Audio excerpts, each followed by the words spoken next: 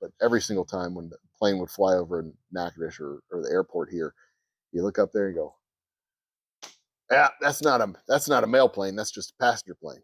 We'd look up there and go, how'd you know, Uncle Clyde? Can't see the balls hanging down, can you? Every single time.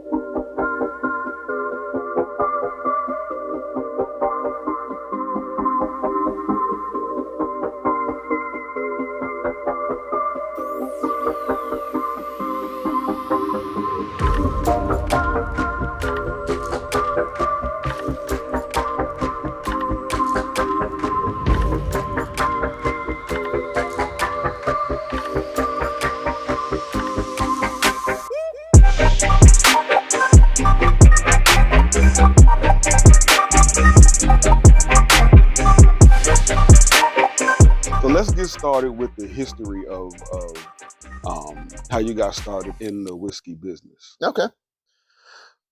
Well, I guess if you want to go all the way back to the beginning, we go all the way back to college. When I was in college, I move into the dorms. I'm 19. They have strict rules about drinking in the dorms and bringing beer. They have the front desk check and all that. You can't sneak beer in. It's not allowed. But water, wheat, hops, yeast, they can't stop you from bringing that stuff in. Right. So in college, at the ripe old age of 19, me and a buddy of mine started homebrewing our beer, which was legal, perfectly legal, in the state of Texas to homebrew beer at the age of 19. Perfectly legal. Do not come to me for legal advice, but in the mid-90s, this was legal. Right. We don't know about now, but in the 90s, yeah. Do not consume alcohol in public. That is against the law, children. Right. And I'm pretty sure it's against the law to do it in private too. Ask your parents, get a lawyer. All of the above. Don't come to me for legal advice. I make whiskey. Do not come to Joe. Don't do that. Sin merchant. That is what I do. So we start making beer in college. And after, a couple of years doing this, we would kind of do it off and on. It's a hobby. It's a fun hobby. Right. 5 gallons of beer is a lot of beer. It goes surprisingly quick in a college dorm, but it's a lot of beer. Really? Yeah, surprisingly. But after graduation, we do this for several years. After graduation, we get out of school, we get a real job, and it turns out it's really hard to drink 5 gallons of beer in a month, 6 weeks before it goes bad. So it became kind of a party thing. We do it for Super Bowl parties. I did it for my sister's wedding. But then I started. I wanted to keep doing this. It was a fun hobby, a fun craft. But we were throwing away as much as we were drinking. Right. And then I got the idea to start doing wine instead. So I start making wine at home. And the wine making process, and the same thing, you get 5 gallons of wine, which is a lot of wine. And it doesn't go bad, which means it starts stacking up a couple times a year, and you start getting bottles and bottles and bottles of wine. So then you start trading wine back and forth. But to find out what different types of wine to make, we start going to wine tastings. Me and my lovely wife go to these wine tastings, and while at one of these wine tastings, we get invited to a whiskey tasting.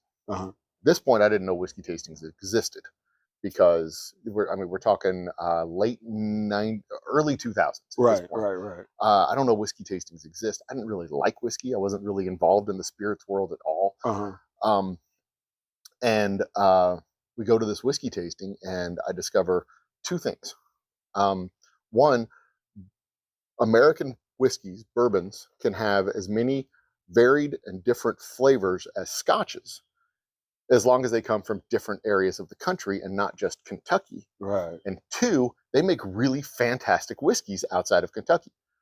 They make really fantastic whiskeys in Kentucky, which is like the tip of the iceberg, which is how all markets are. Right. But we don't get the tip of the iceberg for the most part in the rest of the country. And one of my complaints always with whiskey prior to that point was that they all kind of tasted the same. Yeah. And I know whiskey people are gonna jump. Well, no, this one has they taste totally different. This one is. But when you have whiskey coming from like the same 60-mile radius, it's going with the same water, the same climate, generally the same recipe, generally the same aging period, it's going to taste generally the same. I mean, there's differences, there's variances, and if you put them side by side, you might be able to spot them. But Kentucky whiskey and California whiskey and Iowa whiskey and New York whiskey, Texas whiskey, Colorado whiskey, they taste different. The same way that Highland Scotch and Lowland Scotch and Islay Scotch taste different because they have different climates and different processes and different everything that goes into it. And even within the state of Texas, what I've learned since, Gulf Coast, High Plains, North Texas, West Texas, Central Texas, they all taste drastically different because we have different climates, different altitudes, different temperatures, different aging styles. It's all different. Different waters. And it tastes, exactly, different waters, and it all tastes remarkably different. Right. And if you put them side by side, you find this stuff out. And I fell in love with whiskey. Before 2005 or 2008, when I went to this whiskey tasting, I couldn't have talked about this at all. I was like, oh, they all taste the same. They all taste generally the same. Well, I go to this and I'm like, oh my God, they don't taste the same. Right. They taste good. They taste different and good and amazing. And you don't have to lie about it. You don't have to like gear yourself up and take a slam a shot. Oh yeah, I get the smokiness, and you can be honest about it. You can drink it a lot of, and there's people that like all different types of whiskeys, from the bottom shelf to the top shelf, from the $9 stuff to the $900 stuff, and you find what you like within your price point, what you can afford. But for my palate and my taste, man, it didn't do it for me. Right. Until I discovered, I liked scotches in appropriate doses. But once I discovered appropriate doses, appropriate doses. But once I discovered, like, there was this, I mean, the blinders came down, the walls came down. There was this whole world of whiskeys out there that tasted just varied and different and fascinating. And one of the things that's happened since the micro distillery explosion, probably a bad word, micro distillery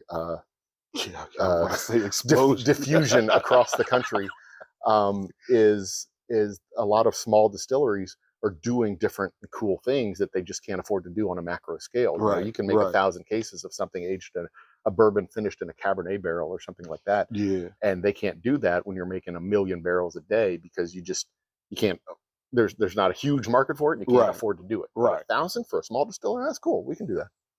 We'll do whatever we want. Yeah. Small. Just about whatever we want. We don't have to, 1,000 cases for a small distiller, that moves the needle. 1,000 cases for a large distiller is nothing at all. They spill that. Yeah. That's nothing. So when you got into the world of whiskey, and you found out all of the different nuances of from different regions, how do you bring that into your whiskey? Well, the biggest takeaway that I got from that when I started doing when I started planning and doing my own distillery was that there's no wrong answer. There's the only wrong answer when you're trying to make a whiskey, did I do it right? The only wrong answer is, does it taste good or not? Right. That's the question that should be asked. If I like it, then I did it right. If I don't like it, then I did something wrong. Right. Because there's enough people out there. If I like it, they'll like it too. If you try it, you'll buy it. Right. And that's what I always stress with people when I'm either doing a tasting at a store, or I'm trying to get trained tasters to go to stores. Get them to taste it. You got to put it in their mouth, get them to taste it. They'll take home a bottle, because there's enough aversion to something new, something different, some whatever. A lot of people say they like to try new stuff, but they don't really like to try new stuff. Right. A lot of people like to say they like to try local, but they don't really like to try anything new or different. There's a lot of people that drink habit whiskeys, that are the same whiskey that the parents drank, their grandparents drank, their great-great-grandparents drank. They're beholden to the same mistakes of 3 generations of people making mistakes. And I tell them, you don't have to make the same mistakes as your great-great-great-great-great-grandfather. You can break the cycle. You can make whole new mistakes. It's great. Start brand new mistakes. Come on out. Join me. Make new mistakes. Let's make memories and forget them. Right. Let's go. Exactly. Let's do this. But that's what I try to bring back here is that it's okay for it to taste different. It's okay for it to be a new and unique and refreshing type of flavor. And when somebody says, "Well, nobody's selling that," good, right? They haven't thought of it. And it's great. Nobody's selling it. If I come out and I want to do a walnut aged rye, nobody's selling that. No. Okay, And then people will drink perfect. it. People will drink it. That's great. They'll look at it and go, this is weird. I'm like, yeah, try it here. And they drink it and they go, oh my goodness. I haven't tried doing a walnut. I've tried doing pecan. Mm-hmm. There's plenty of people that do pecan or roasted pecan whiskeys, Mm-hmm. but nobody does roasted pecan wood. Makes an entirely different flavor if you use the pecan wood versus the pecans.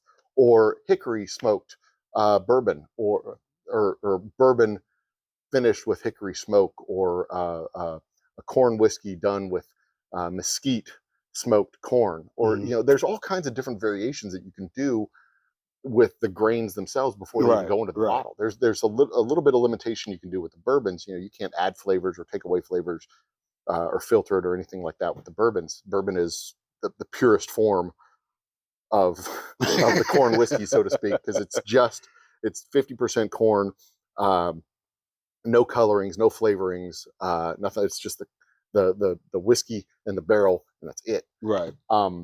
But then you can take that bourbon and finish it and do other stuff with it and give it angles. So the purist will say, it has to come from Kentucky. Well, they're wrong, one, and two, you're limiting yourself so much on what you can do by saying it has to come from this one geographic region with one special type of water and one special type of whatever. The best whiskeys in the country don't come from Kentucky.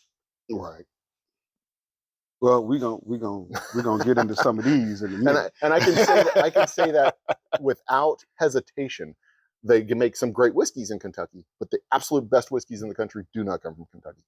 Because they're not well, because it's subjective. Yeah, it's subjective, and it's kind of like a training wheel. I'm making it in Kentucky. Oh, it's got to be good. Yeah. Well, if you don't make it in Kentucky, some people say it's not good. But come on. Also, some of the worst whiskeys in the country come from not in Kentucky. That's the concept is subjective. If you like it, it's the best whiskey you've ever had. It can come from anywhere in the country. If it's terrible, it can come from anywhere in the country. True. There's plenty of stuff that tastes like they put a spigot on the bottom of the dumpster, filled up a bottle. Here you go. Here you go. This is. But somebody's going to enjoy your say, dumpster water. Oh, I love this stuff. Yeah, and they'll drown it in Coke, and they'll say this is delicious. And you're like, yeah, but you're not drinking it. They go, yep, but that's what my great grandfather did. I'm like, yeah. Back to that cycle. Back to that damn cycle. This is what my great grandma used to give me to help me sleep.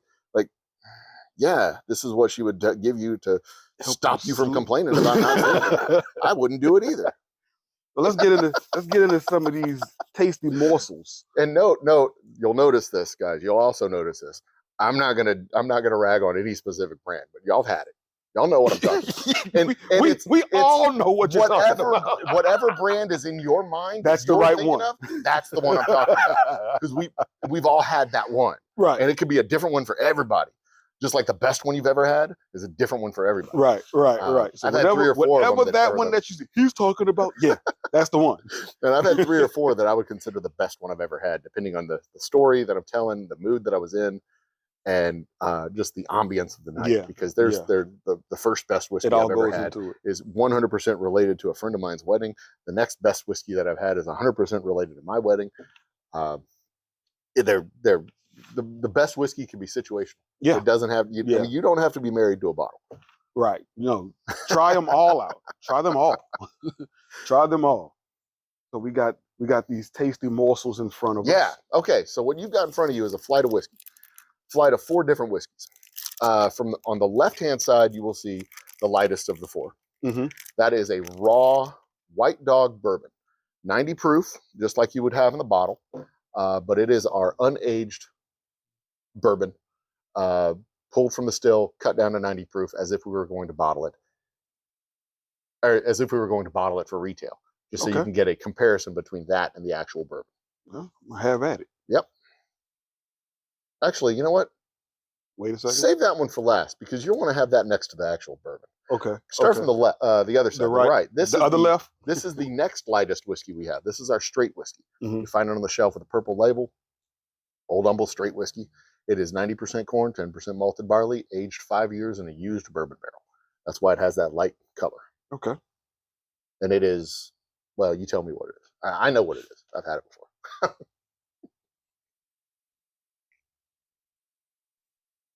I like it. There's I hate to use the word smooth because I hate when people use the word smooth to Doesn't mean describe anything. stuff, but it doesn't have that burn, that bite. There you go. It doesn't have that harsh aftertaste. Right. It doesn't have. It's Because very clean. it's alcohol. It burns. That's what alcohol does. But yeah, it's a clean a clean whiskey. I describe it as crispy, Mhm. Like Granny Smith apples.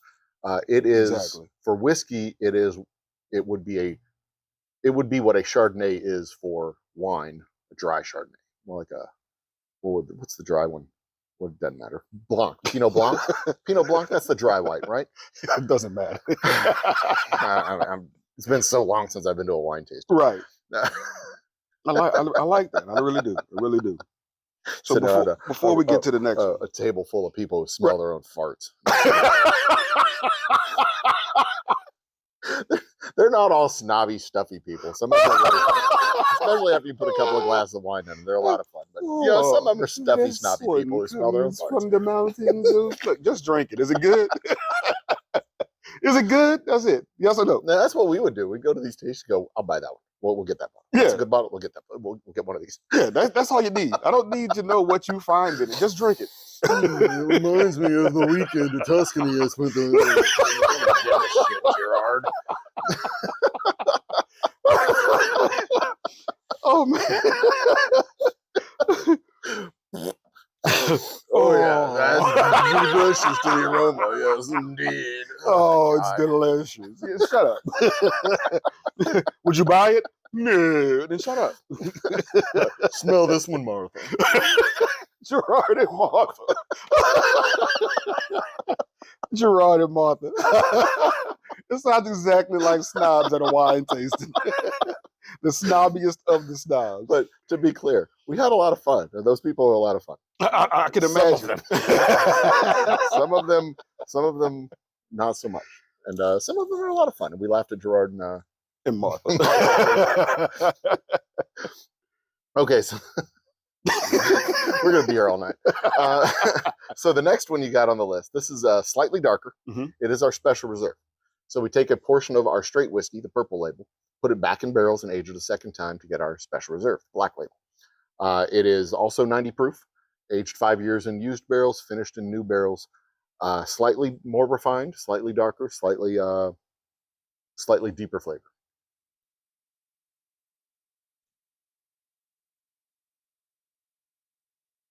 Yeah. Yeah. A little bit more like a traditional bourbon, a little bit more like a traditional whiskey.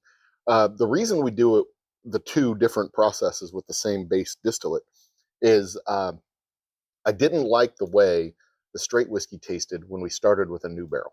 Mm-hmm. So it was originally a bourbon, 90% corn, new barrel, and we called it a bourbon. But I didn't like the way it tasted. So then we switched from a new barrel to a used barrel to make our straight whiskey. And then I got curious, wondering, well, what happens now once we have the whiskey finished and polished up with the used barrel? What happens when we put it back in the new barrel? Mm-hmm. Does it add a layer of complexity? Does the new barrel just blow through the old flavor and replace it? What happens? So we went on a fact-finding mission. I got 13 bottles of whiskey and some of those little charcoals, dropped them in the whiskeys one day apart, each one of them. So we had the equivalent of 6 weeks and then on down to just a few days in each one of the barrels. And we went down, took all 14 bottles up to see my brother in Dallas, got 6 people around the table, a couple of them from down here in Houston with me, a couple of folks up with him up in Dallas. And we did the work. We did the research. We did the work. This is the dark behind the scenes type of stuff that y'all don't really see. We have to drink. You got to drink it all. A lot of whiskey. When our market research, I mean, somebody's got to do it. Somebody got to know. You got to jump on that grenade. You know. Yeah. No, if not you, then who? Sounds glamorous, but when you're playing around with cocktails or new designs for whiskeys, boy, there's some shitty whiskeys you gotta drink. Some that are really good, some that are not so good. And out of the 14 bottles that we were trying, it was the 13th. I graphed all this. This was science. And the graph kind of went like it got better, better, better, better, better, better, and then kind of dropped off. Wow. At the last one, it kind of dropped off. So we almost unanimously didn't like the last bottle. We liked the next to last bottle, and it got better proceeding up to the next to last bottle. So it ended up being the 13th out of that series. So it's recipe number 13 for our special reserve. And it worked out that way. And I was quite pleased with the science that we had and the graph and everything. And the research. 2 nights worth of like sitting around drinking like little sips of just like this. We didn't want to drink too much all at once, because then, it's faulty research. You have to come back and do it when you're sober. Right. But that's how it goes. That's the dark behind the scenes, work that's involved in this. I mean, sure, there's a whole lot of sitting and watching water boil, but also you got it. Somebody's got to taste the samples, make sure it's working right and doing it right. Every so often. Yeah, that's whiskey. Keep going. Take a couple drinks. It's good.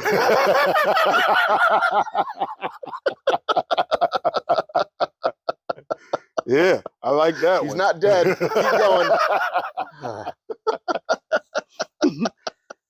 So aside from doing the market research, what's some of the sacrifices that you've had to make in pursuit of growing your brand? Geez, there's a lot of late nights. There's a lot of late nights. There's untaken vacations. There's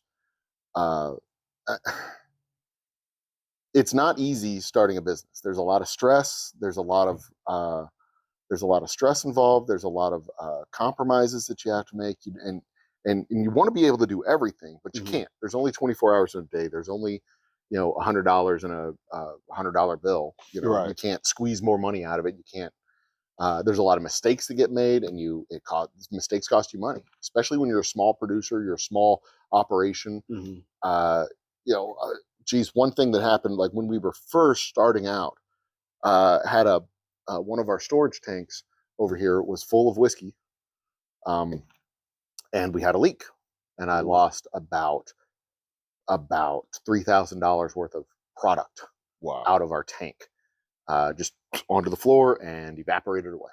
$3,000 of whiskey. Or maybe it didn't evaporate away, and the critters came over and got it. No, this was in our old shop, and it definitely evaporated away. I walked in there and I'm like, oh shit! I knew exactly, and I looked around to see what had happened. There was another time that we had one of my first orders that I was prepping up to ship.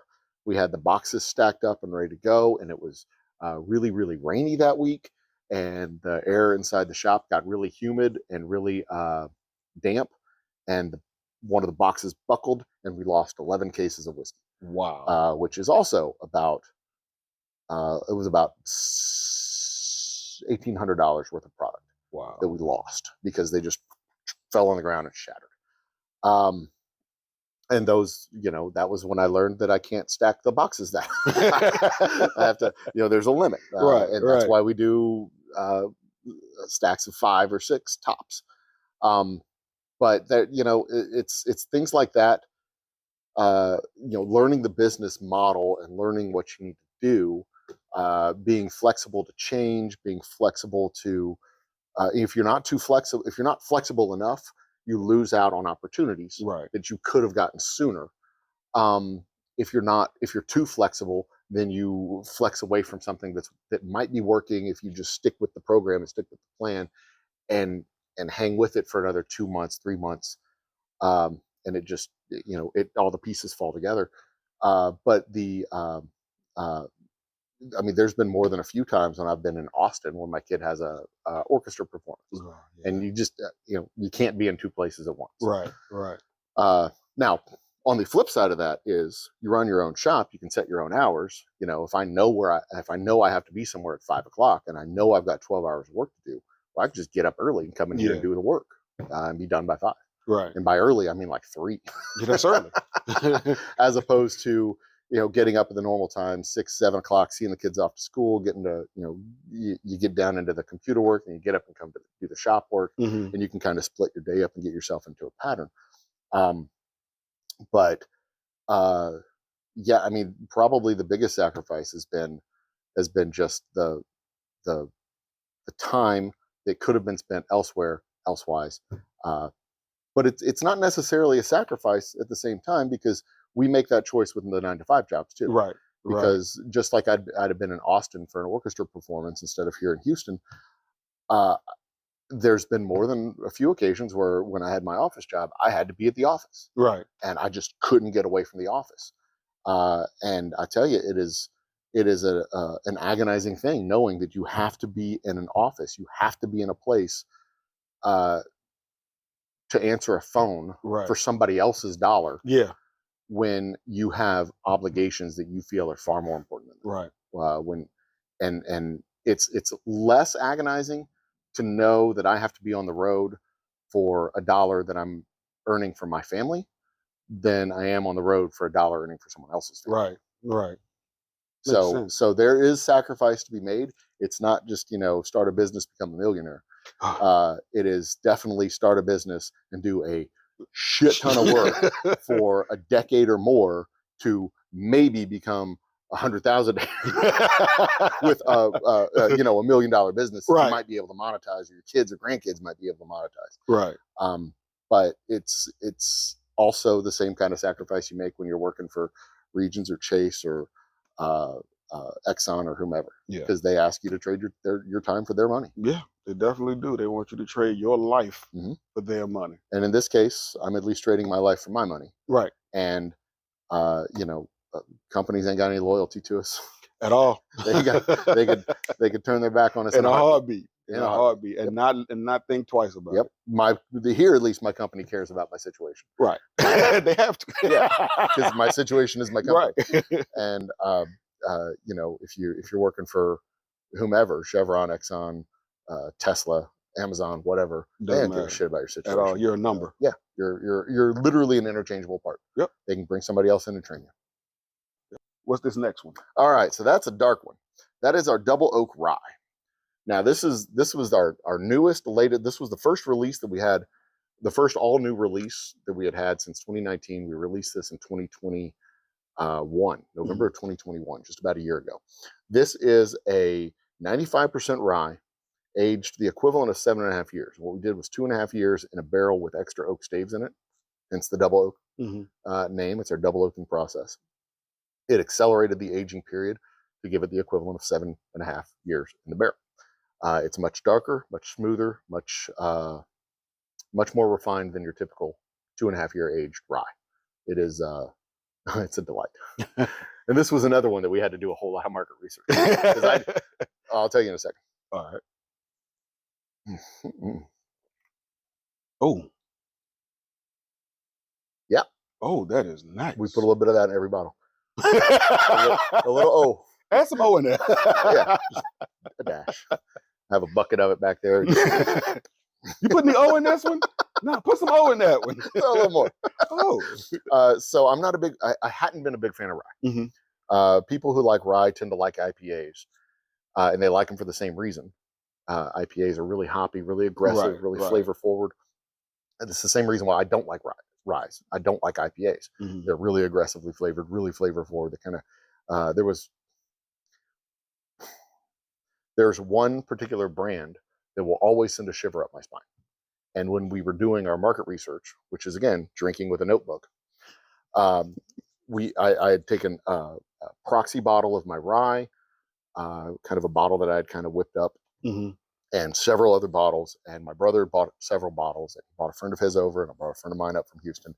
We all went up to Dallas and spent a night drinking ryes. And again, not a big fan of rye. Generally speaking, not a big fan of rye. Right. But I was committed. I wanted to make a rye whiskey that I liked. And there's got to be a way to make a rye whiskey, because I've had IPAs that I like. So there's got to be some way to make this blend. But I wasn't sure why I didn't like it, what I could do to make it better. And there was one rye that I liked a lot every time I had it. And we were doing blind tastings. Right. And I could pick this flavor out. But that's the one I like.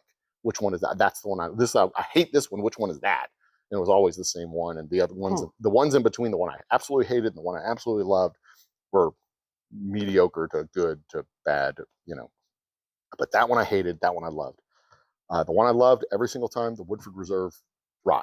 Oh. It is aged 7 to 9 years. And I'm like, that's what it is. The longer it's aged, the more oak it has, the more mellow that flavor gets. Because it was also a 95 rye, but it had all that flavor. Okay. It had all the flavor of the rye, but it was balanced out with the barrel. Right. And the ones that I didn't like had all the flavor of the rye, but it wasn't balanced out with the barrel. They were lighter in color,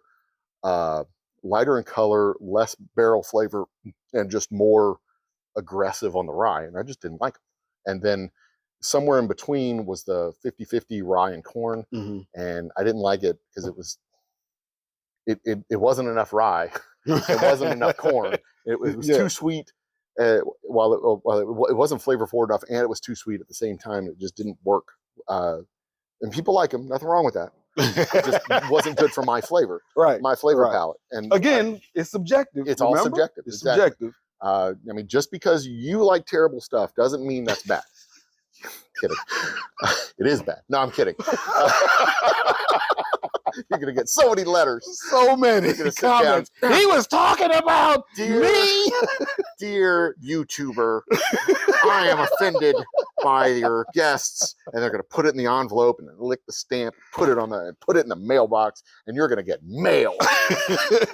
If it gets to me, because who really checks mail anymore? Who checks mail? Send all inquiries to info@nobodycares.com. But yeah, you know, we had a lot of bottles. There were like, I have a picture of it. There were like 16 bottles. Wow. Of stuff that we were drinking, and the one I liked the most was more aged, with longer time in the barrel. So then I had to go back to my workshop and figure out how to get that extra time in the barrel without having extra time. And there's only two ways to do it.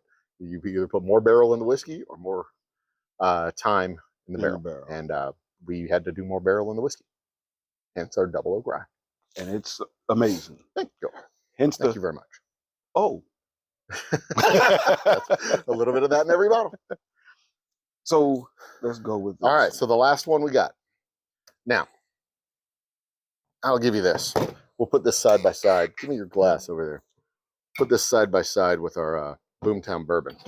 So this, what you've got is a glass of the raw distillate. It's fresh out of the barrel, or fresh out of the still. 90 proof. Comes out of the still at between 150 and 160. We cut it down to 120 and put it in the barrel, between 150 and 120, and put it in the barrel, and it sits in the barrel and ages. And then it comes out of the barrel and we bring it down to 90, and that's what we get here. Okay. This is shortcutting that process and going straight from still to 90 proof. Okay. Okay. Which one first? This one? Go with the light. Now, it looks like vodka, but it tastes like bourbon. There you go. It's supposed to, because it's bourbon. Well, it's not technically not bourbon yet. It's pre-bourbon. But it would definitely throw anybody off. Yeah, and that's what it's supposed to taste like. You know, it's that clean, clean taste. It doesn't have that harsh reverb or anything like that. Right. You get a lot of that from the oak, but also a lot of that from the whiskey if it's not clean, and sometimes from the water itself. But we have magic water. I'll tell you about that later.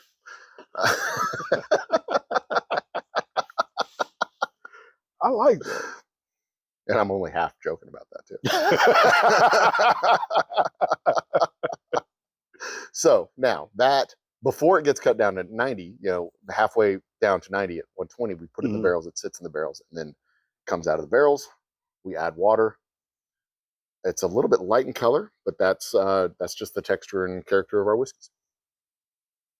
Cheers.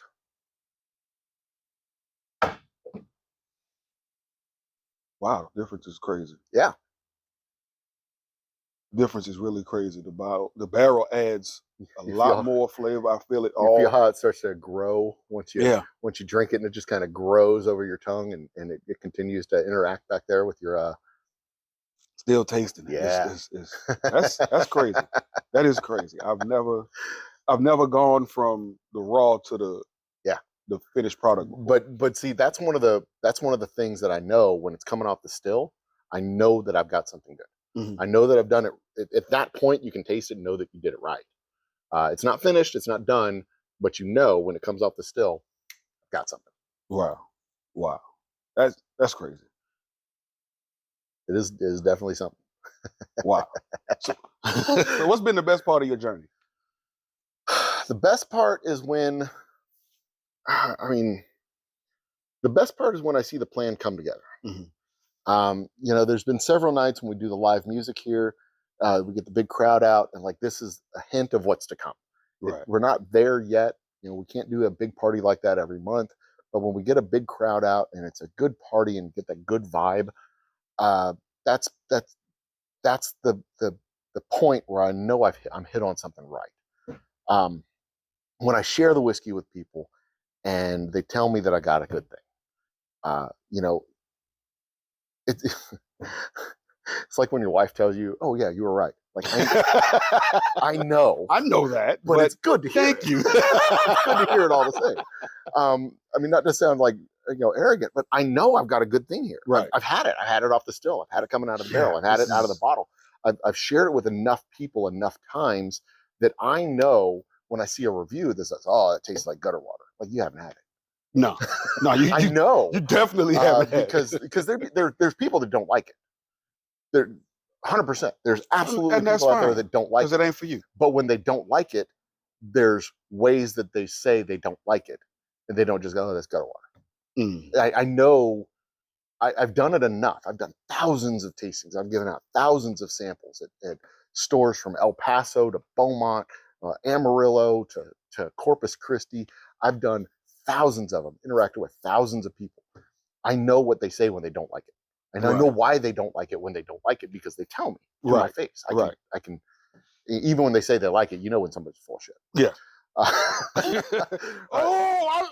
like it. There's what you like about it? Smooth. Yeah. It's smooth. Like, all right, cool. Awesome. Yeah. Like, you've got a great personality. Yeah, I get that. Thanks. I appreciate that.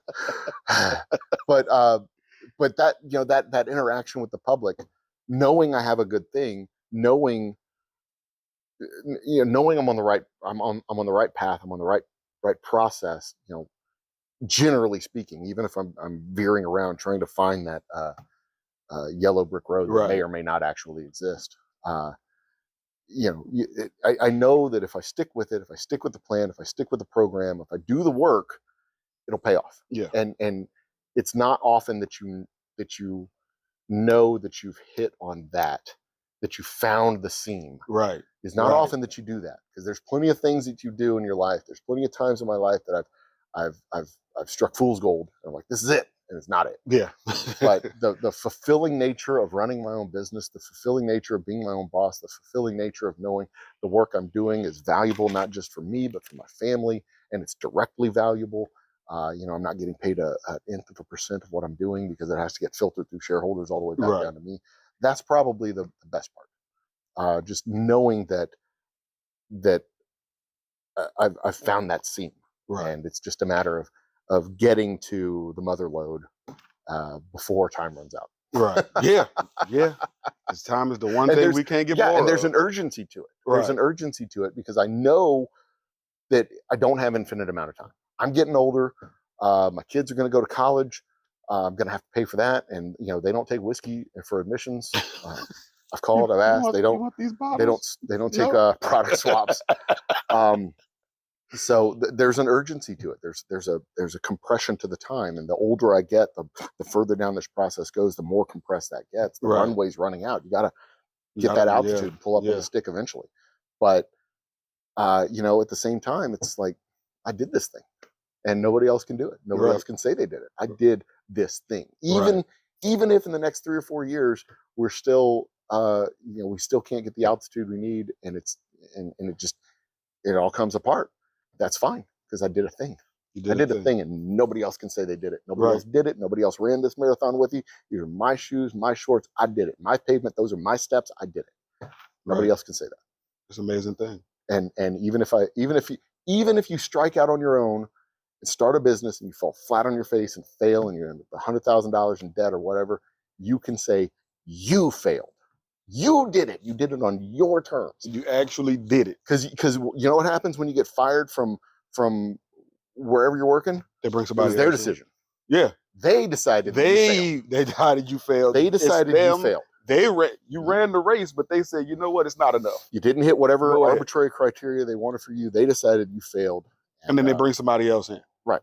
Without missing or if you get stuck in a middle tier, whatever, they decided how good you're going to do. They decide you go up or down, and it had nothing to do, nothing necessarily. I mean, sometimes people are just shitty employees. You know them. You've worked with them. Water cooler They're just guy. terrible people. But you know, but that's their criteria, their decision. And you know, you work for a place for whatever 25, 30 years, and you get the watch, and they kick you out the door, and then you know, you spend the next 15, 20 years taking your retirement and Social Security until you get sick, and then your medical bills take all your money away, and you die. There you go. That's the life that most people get to live.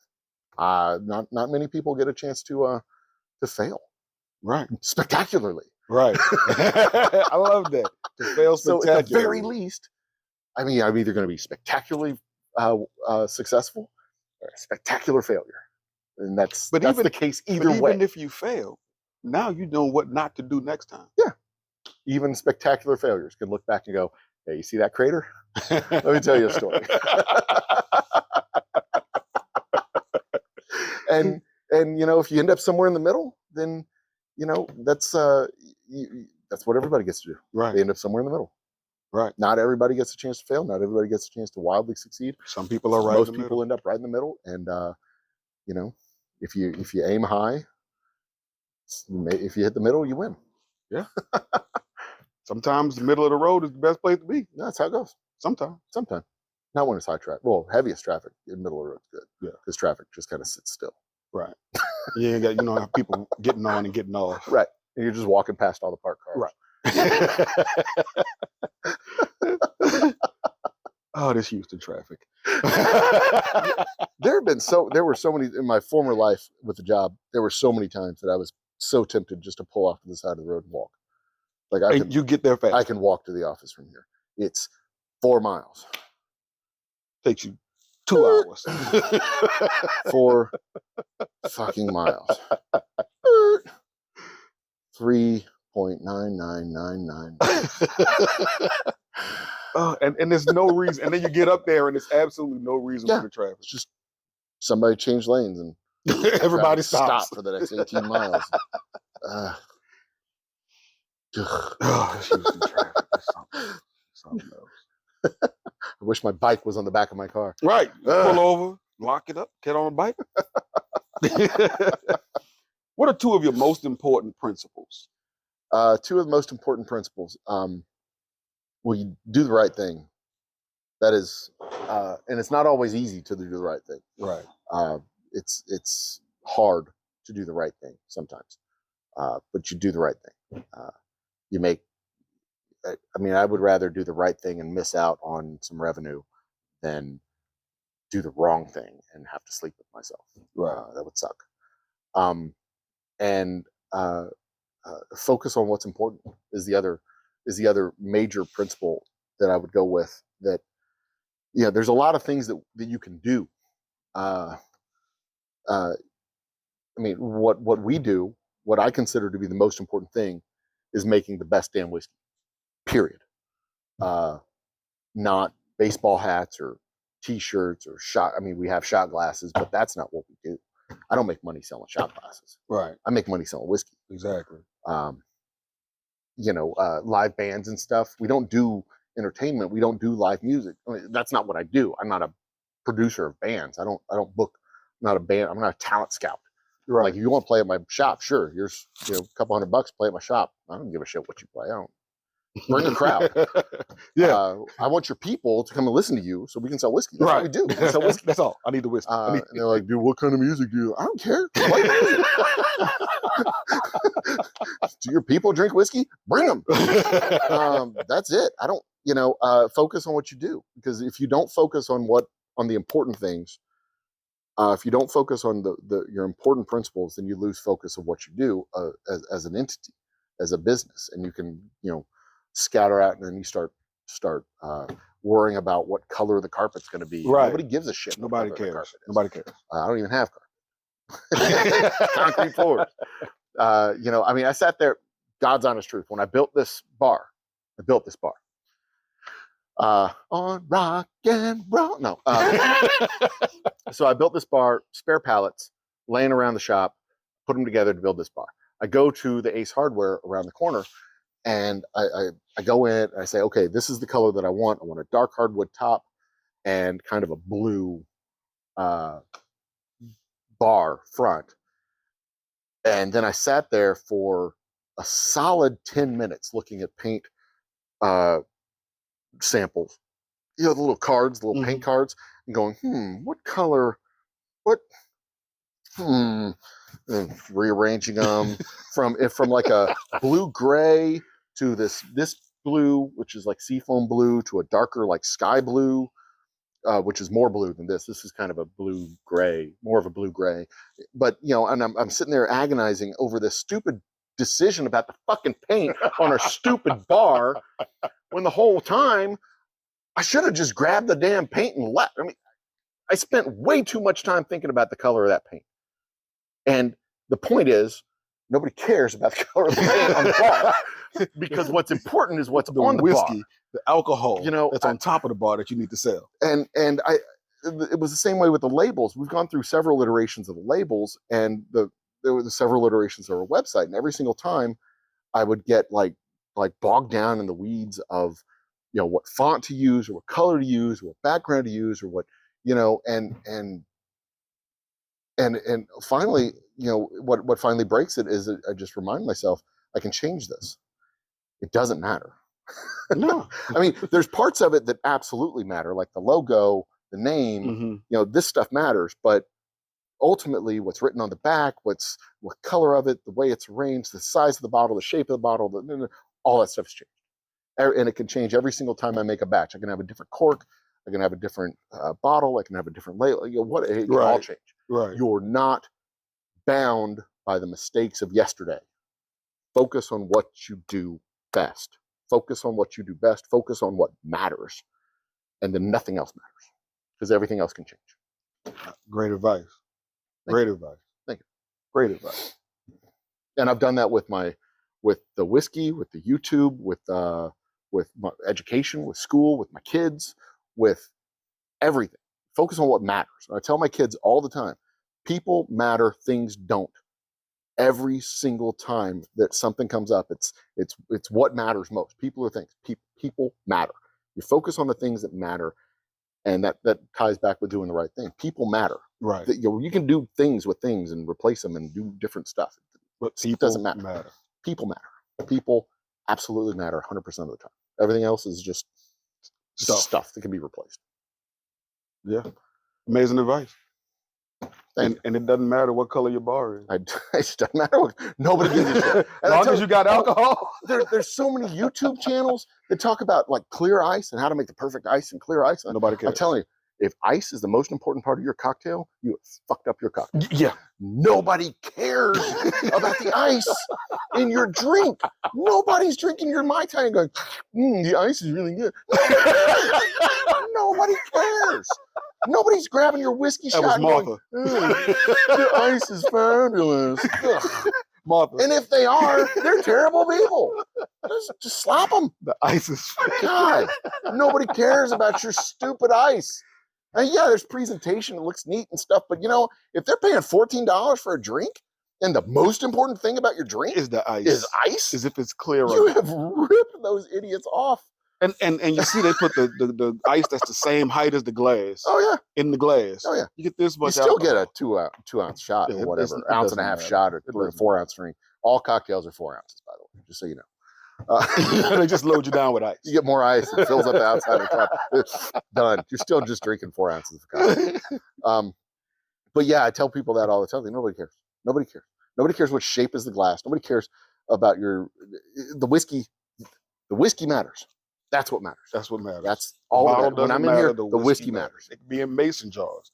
It's That's good. it. People. There are people. Smoky Mountain, Old Smoky Distillery sells their whiskey in mason. They're stylized mason jars, but they're mason jars out of Pigeon Forge, Tennessee, Dolly Parton's house, where Dolly Parton has her fun house, her amusement park. Great place. Dolly World. Dolly World. Yeah. Dolly World. Dolly World. Yeah, it's Dollywood. Dollywood. Great. It's a fun amusement park. It's like the Astro World, but it's for Dolly Parton. There are no boobs, so it's just a regular amusement park. But it's a ton of fun. No secret boobs. And there's a golf course over there that's like on the side of a mountain. There's a hole that it's a 150 feet yards. Yards. Golf is yards. 150 yards, but it goes down 400 feet. So it's like the hole's like this. Wow. The tee box is up here, the hole's down there. So you get up on the tee box and you like chip it, and you go over to the edge and you watch the ball go and then into the bushes. Because it's not going. because I suck at golf.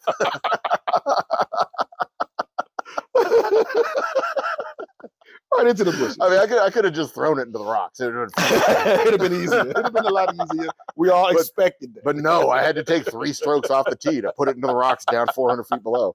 I have no idea what any of that means. No idea. That same golf course, I almost hit my brother, who was my younger brother. I teed up, and the golf cart was like, the hole was that way.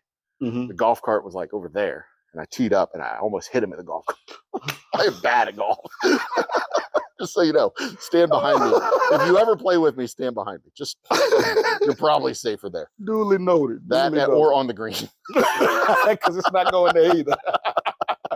But I can't promise you it's not going on the green. I can't promise you it is going on the green. I'm just going to grip it and rip it and pray for the best. We'll see what happens. It's going generally in that We'll direction. all be surprised where it goes. I got spotters all over the golf course looking for my ball. I have a machete and a weed eater in my bag. We'll find it. We'll find it.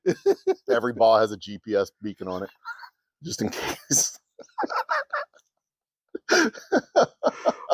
Golf is he was last seen somewhere looking for this thing. Let's go find this.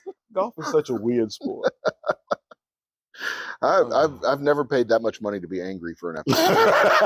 Never. I haven't done it since. To carry my clubs and be mad. That's awesome.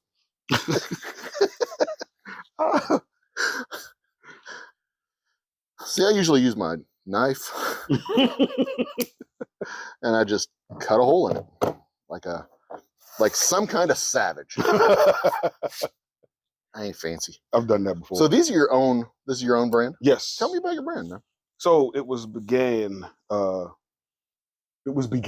I started it in wrong side. Don't say anything, people. It's definitely going. I just burned the shit out of my own hand because I'm stupid. How does this work? Is that the hole it comes out of? God dang.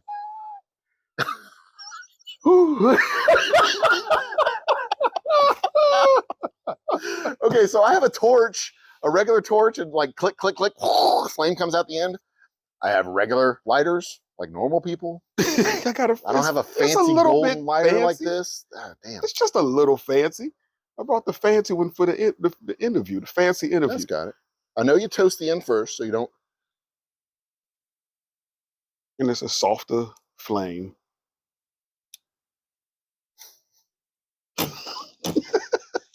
So I know you're supposed to toast the end first. I'm a very amateur, novice cigar smoker. So I do it for fun and relaxation. So where can people find your whiskey? We are all over the state of Texas. Specs, Total Wine, finer apothecaries that carry the nice stuff. And if they don't have my whiskey, harass them till they do. Right. Tell them to call me. Tell them to, I'll give them information on my distributor. I'll tell them how to get a hold of it so you can get a hold of it at your local watering hole or wherever. But Specs, we're in 100 Spec stores across the state for our straight whiskey, 50 for our special reserve, 16, I think, at last count for our rye. And then all of the Total Wines have our straight whiskey. Half of them have our special reserve. All the ones in Houston, which is about half of them, have our rye. I think the entire network has our bourbon available when we have our bourbon available. Mm-hmm. And that bourbon will be back on the shelves in all of our retail partners hopefully in the summertime. Okay. Our first batch of bourbon from this facility will be coming out in late March, early April, and I expect most of that whiskey will be sold right here at the bar that nobody cares what color the paint is. That's great. What about on the website? Can they order on the You website? can't order it on the web, but you can always shoot me an email, and I can arrange for.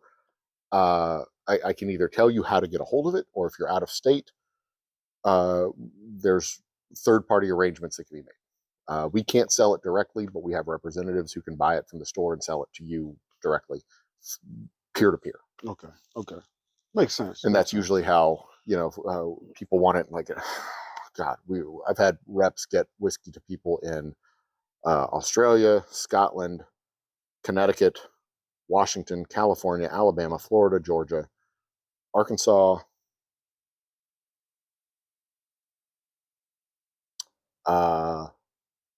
South Carolina, or North Carolina. I can't remember. South Carolina, North Carolina. Carolina. One of those Carolinas. England, or London, rather, and France. Wow. Worldwide. Yeah. Worldwide. Makes you smile. It's pretty cool. I would like to do more. I would like to actually be in the markets overseas, but there's 35 million people in Texas, so they got to wait. 35 million people in Texas, and 30 million of them like bourbon. Mm-hmm. Yep. 30 million. Or at least they fake it. Bourbon. Well, they at the very least fake it. Yeah, and I'm okay with that. They're gonna drink something brown. 100% okay with that, because there's a whole lot of people that drink whiskey that clearly don't like whiskey.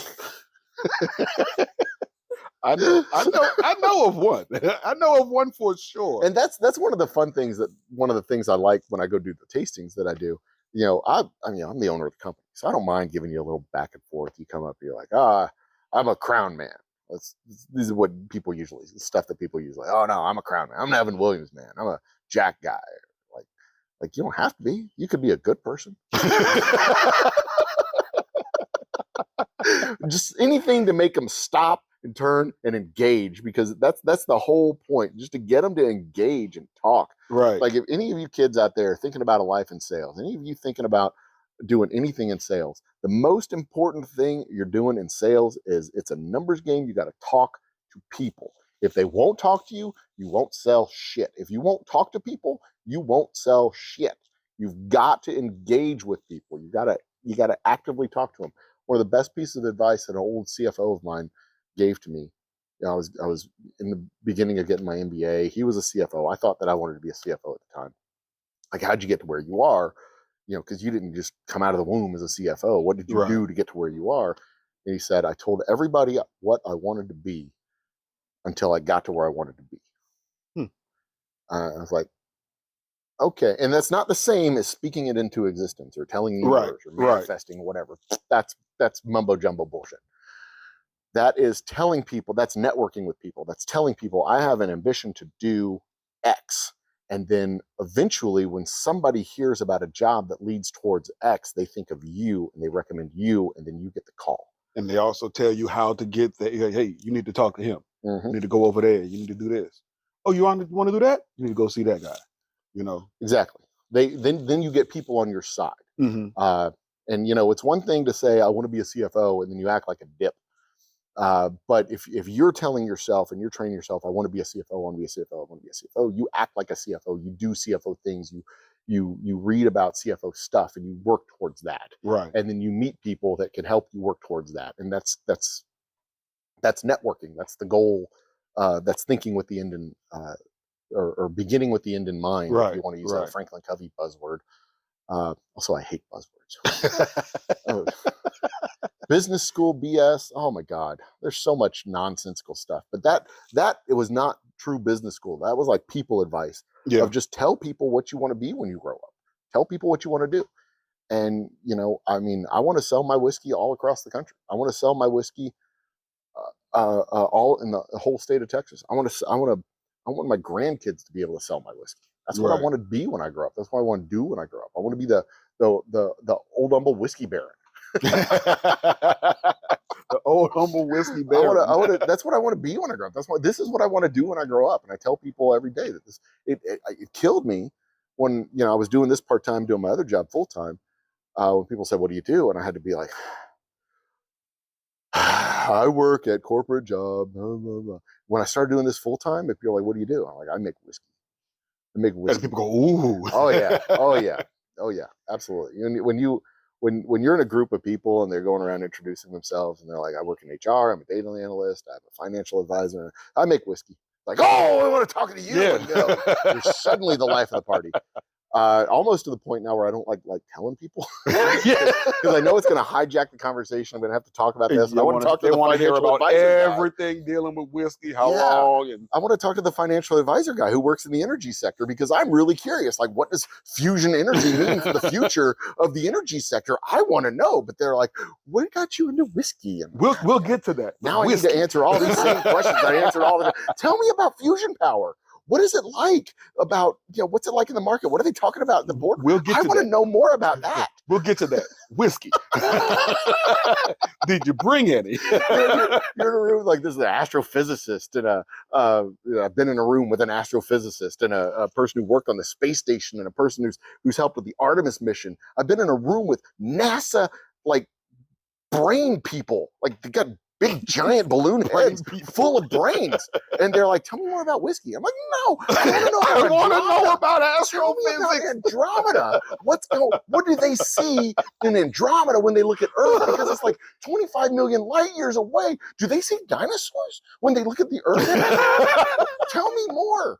They're like, "What got you into whiskey?" Like, nobody cares. Dinosaurs from Andromeda. Can they see them? Yes, no, go. But that's the hazards. Yeah, I mean, it's not every day you meet. Well, not every day you meet an astrophysicist, but it's not every day you meet someone who makes whiskey. Actually, one of them goes to Boy Scouts. It kind of is every day, at least every week. I stand corrected. I was talking on swapping messages with one just last night. It's not every day not to brag or nothing, but I kind of know people. But the reason I was in the room with these guys, these big NASA brain people, because a friend of mine, I was introduced to a friend of mine who worked with life support systems in near Earth orbit as a stepping stone towards life support systems to going to Mars. So she was like a NASA brain person getting her PhD at Rice. And I was kicking around this idea of space whiskey. And that's the right way to say it, by the way. Space whiskey. You got to do it with the hands and everything. And I know Ardbeg has done this where they've taken a barrel and sent it up to a space habitat and aged it in space for several months, several years, and then brought it back. And it was aged in a standard pressure, standard temperature, weightless environment. I don't want to do that. I want to take a barrel to the edge of space, like literally with a camera on it, the void of space where you can see the curvature of the Earth, black above, blue below. There's the barrel, going into the void and coming back down to Earth. That's what I wanted. That's what I wanted. It's gonna be fucking awesome. Yeah. And people will watch that live stream. Oh my God. It would be the coolest, going to space. The coolest thing ever. Hey, right? What are you watching? God. You'd pay $300 for that bottle. What you watching over there? I'm not going to sell whole bottles. We're going to sell, because it's going to be a small barrel, so you're going to get small bottles. But I'm bouncing this off of my NASA friend, and she's like, "Okay, that sounds interesting. That sounds interesting. That sounds interesting. And I keep like, would it work this way? Can we do this? Can we do this? She's like, "Let me get you on a Zoom call." So I get on the Zoom call, and she says, "I want to introduce you to," and there's like NASA big brain person who does like weather balloon stuff, NASA big brain person who does nano bubbles, NASA big brain person who does something else with like micro payloads, and then my friend, and then the dumbass whiskey maker guy who has a decidedly small brain. And she goes, guys, I wanted to get you all together because he thinks he's going to send a barrel into space. They're like, you can't do that. I'm like, okay. Like, okay, fine. I know what you just said in English, but what I heard was we haven't figured out how to do that yet. Right. So, and then I like hijacked the conversation for the next 20 minutes. Like, how could we do this? And they're like, well, the barrel would explode, or all these. They gave me a whole list of reasons why it wouldn't work. So next summer, I'm going to try and do this. Like I heard them. I get it. I realize that it's unlikely to succeed. But you know what they also told NASA when they were sending Apollo missions into space, or Mercury missions and Gemini missions? Like, you can't do that. You can't go into space. You can't put people in space. They would die. And they're like, aha, I know what we'll do. We'll put it in a capsule. And they didn't die. Like, not all of them. Most of them. Not all of them. Wow. The Russians did some stuff up there, And even if the barrel does explode, then somebody's got awesome. Somebody's got whiskey rain from space. So awesome. Like I said, fail spectacularly, right, or succeed spectacularly. It's gonna be awesome either way. It's raining whiskey from space. It'll be awesome. My attorney says you can't do that. My wife says you can't do that. She also thinks I can't fight a kangaroo. What does she know, right? We've seen a guy punch a kangaroo. I know, right? They're not that tough. Well, at least that one wasn't. I mean, there's so many things you can't do, which just simply means you haven't figured out how to do it yet. We'll send a barrel into space, and we will return it back to Earth safely, not because it's easy, but because it's hard. We do hard things. Sounds better with a Bostonian accent, but fuck. Yeah. That's why Rice plays Texas. Not because it's easy, but because it is hard.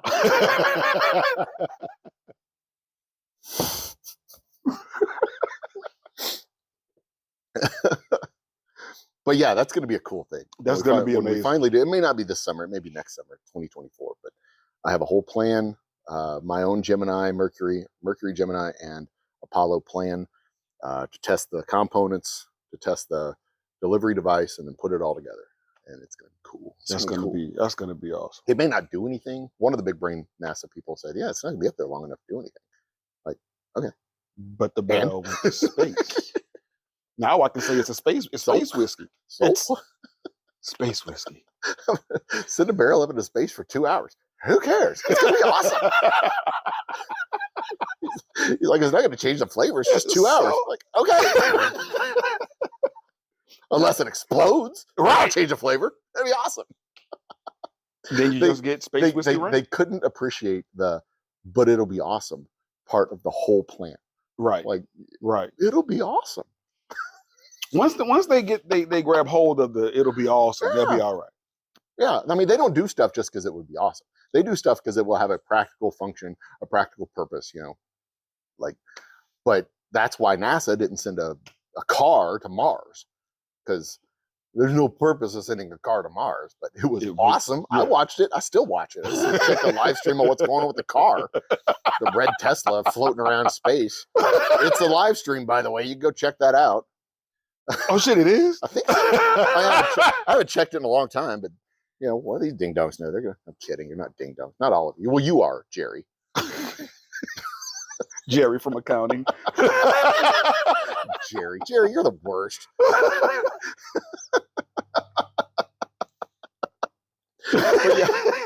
But yeah, NASA doesn't do stuff just because it'll be awesome. NASA does stuff because it'll have very important scientific functions, or blah blah blah. I do stuff because it's awesome. Yeah, they need to get back on that awesome factor. Get on the awesome factor, you'll be all right. Nobody makes a business just because it'll be awesome. People make a business so they become fantastically wealthy and buy a yacht and spend the rest of their living days out in the Caribbean. That's part of it, obviously. But if I just wanted to do that, I'd be a senator or something. I want to do something that'll be awesome too. Start a heist movie or something.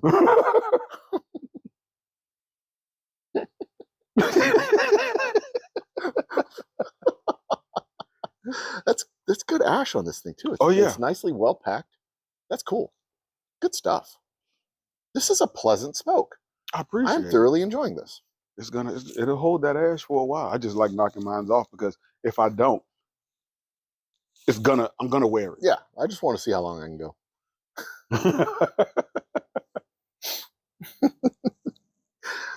I mean, you know, that's one of the things that I've realized in this industry. The backstories of the whiskeys that you read about are a mixture between truth and bullshit. Mm-hmm. Like the entire story of the Bullet background story is 100% fabricated by Diageo. Wow. 100%. It's a complete fiction except for the name. The guy's name is Bullet.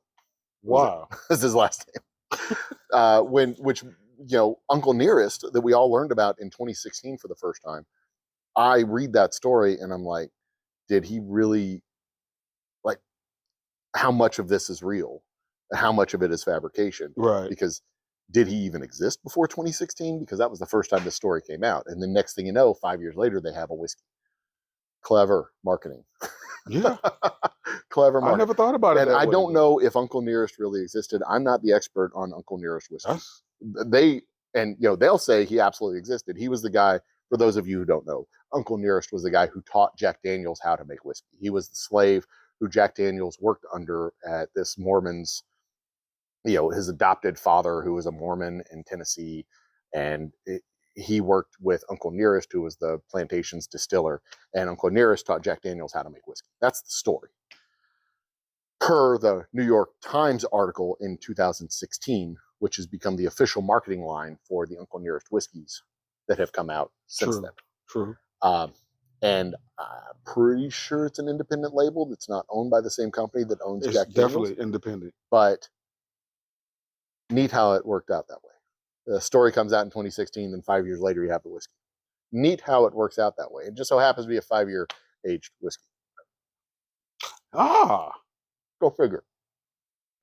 That's something to look into. Go figure. And like I said, I'm sure the guy exists. Like there's some nugget of truth Mm-hmm. to the thing. If you look at my website, there's the story that we tell of our whiskey that it was a odyssey that I went on for several years. There's the real story and then the legend. You know, I went to the highest mountains to seek out the best whiskeys, found that they didn't exist, and I decided to come home and make my own. And that's kind of true. But I did go to a mountain. I don't climb mountains. It was a little hill over there. Yeah, I mean, you know, there was an overpass. I was I drove up an overpass once or twice. I give up. The tension is getting to me. I can't do it anymore. It'll go a little. But you know, there was eventually there was a journey involving 12 hobbits and dwarves and elves and Dalmatians and all this other. There's a whole long story that I kind of crapped out during a lunch break. And this is going to be hilarious. And I just typed this out and I'm laughing while I'm at my office, just laughing my ass off the whole time. And I showed it to my wife. She's like, "This is stupid." I'm like, "Yeah, that's the point." They'll read it. They'll read it. They'll laugh about it. But then there's the real story where, my great grandfather, Jean Philippe, who came to the States and he made wine and he was a vinophile, which is a person who makes wine, you weirdos. But he came through Baltimore and comes from Baltimore down to Shreveport and into Natchitoches, Louisiana, and he starts a vineyard and he makes wine and peach brandy, and it's from there that I carry this tradition forward. And like, we haven't had anybody in the family do this shit since old Jean Philippe. I mean, that's the legend is, I'm carrying on a family tradition. I'm barely carrying on a family tradition. Although I did have a bottle of Jean Philippe's old peach brandy that we found at my grandmother's place, and I will be making that peach brandy. Wow! I will be recreating that recipe that we found with that bottle in my grandmother's attic. And I take that back. There was one relative who did it before. My grandfather made a pecan oak rye. He made a rye that was aged in old whiskey barrels with pecan wood in it. Oh. That made for a very delicious whiskey. And when I was like 10, the last bottle of that rye was finished. Wow. They had one The last bottles of it were put into the uncle's production, aunts and uncles, my dad and his brothers and sisters. And that last bottle was finally finished. They would crack it out at Christmas, and that last bottle was finally finished when I was 10. And I got one sip from that bottle when I was 10. And that is another product that I'm going to be recreating, that pecan oak. So it's rye aged in oak barrels with pecan wood in it. And it had this unique aroma, unique flavor. And I've recreated a proxy of it using our rye, but haven't done it on a mass scale yet. It's gonna be something, because it's so good, and it doesn't taste like, it tastes different from the toasted pecan rye that you can get on the market. It tastes entirely different. The wood and it smells and tastes like a barbecue. Oh wow! Because it's barbecue wood. Oh, I'm gonna need to get some of that too. I'm gonna need to get some of that too. It brought back. I had one taste of it, but there were so many years that I would remember the aunts and uncles sitting around the table at my grandmother's house with the bottle passing around, and because the way it would work, I mean, for people of a certain age, you kids may not know this. You go to your grandma's house, and the kids would go to one part of the house, the parents would go into the other part of the house. And my grandmother had this old farmhouse. It was an old farmhouse, 1800s old farmhouse. And there, it was built like an 1800s farmhouse. They had an attic fan with this big, like 48-inch fan at the top of the stairs, and the stairs were handmade, so they kind of went up like that. I hated going down those stairs. You come up to the top, and when the doors to the attic were open, or the attic fan were open, you come to the top of the stairs, and you'd literally be staring into this fan that was like 10 feet away from you, just blowing air right there. Then that was how, before air conditioning, that's how houses circulated the air. And there was a vent on the floor in the hallway upstairs that went above the kitchen, so that the kitchen would be able to ventilate out through the windows of the upstairs bedroom, because otherwise, the kitchen was downstairs. This room was added on, so it would vent out and out. So of course, us kids, we were either supposed to play outside or be upstairs in bed or somewhere else playing with toys or whatever, while the parents, the council of elders, would sit around the table and tell their lies and stories and reminisce and do all the stuff. So what we would do is sit around the vent and listen to them, and they would have this bottle that would pass around, and it was or Grandpa Tofield's bottle of pecan oak rye that would just get passed around the table, and that's that was the pecan oak, and they would all drink this pecan oak, and there were only, they would only drink it once a year, and there were only so many bottles they had. So I don't know how many bottles they had left, but it was 10 years. When I was 10 years old is when that bottle was finished off, and I think the last time they made it was 1950 something. So they had 30 years worth of bottles that they finished off in 1986, I think. Wow. But it could have been 10 bottles. It could have been 30 bottles. I have no idea. Yeah. But probably close to 4 cases is my guess, because they probably knocked out a bottle every Christmas. Yeah, because like once you get started, once you start, the fun don't stop. Yep. And being a 10-year-old, you drink it and you're like, this tastes like shit. Right. This is what y'all are drinking? But now as a grown-ass man, I'm thinking, tastes like nostalgia. Let's see if we can do something about that. And I know a guy who can recreate that, or at least make something similar to it. I'm that guy. Oh man, Joe, thank you. You're very welcome. Thanks for coming out. Oh yeah, I like telling stories. I like listening. I also like whiskey. I like doing all that stuff. Appreciate you. My pleasure, brother. Absolute pleasure. And just for the record, that story about Joseph Breda's pecan oak is almost 60% true. Almost 60% true. Yeah. But you'll never know what part of it's not true. You got to do it that way. There are definite facts in that story. But you don't know what's the facts and what's Well, not. you know, the memory gets foggy. Yeah. You know, I definitely remember the whiskey, though. And I definitely remember that it was my grandfather's whiskey. I remember that distinctly.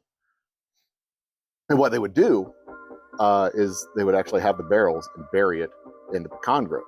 And I tried to hunt squirrels in that pecan grove once. Tried, being the opposite term. Failed miserably. Did shoot a tree. Did in fact shoot a tree. That makes it a success. I did hit that tree. Shot that damn tree. It had no chance. It just stood there. No survival skills.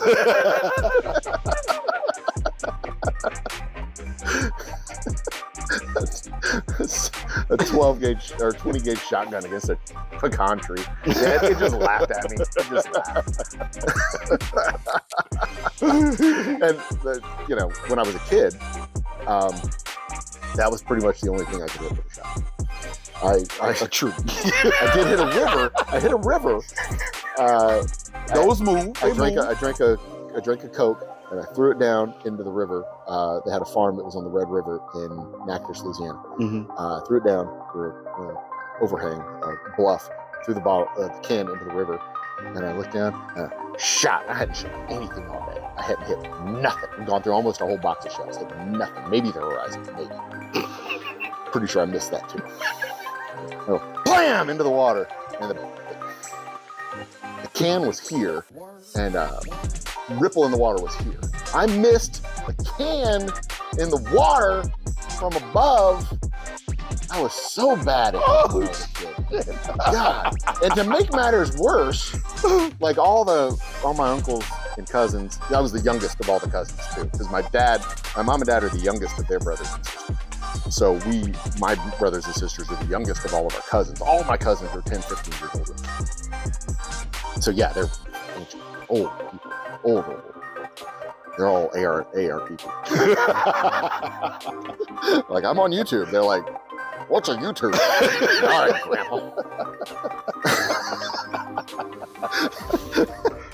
But seriously, they're all, you know, heading to the truck, and I'm like, I'm trying to hit something. I felt like terrible as a, you know, kid, and missed the can. And as they're heading to the truck, they're like, who shot something? And I'm just like, oh, nobody shot anything. And then one of their dogs jumps into the river and gets the can and brings it back to them. And I'm just mortified. Oh, God. Because then my Uncle Clyde gets the can from the dog and he looks at it and he goes, yep. Nobody hit anything, did they? God, Uncle Clyde, just turn that dagger in my heart one more time. Thank you very much. Jesus. Oh man! Oh, Uncle Clyde was the best. He would every single time. Oh, we live near the airport out here, but every single time when the plane would fly over Natchitoches or the airport here, you look up there and go, yeah, that's not a mail plane. That's just a passenger plane. You look up there and go, how'd you know, Uncle Clyde? You can't see the balls hanging down, can you? Every single time he would get us with that. Every time.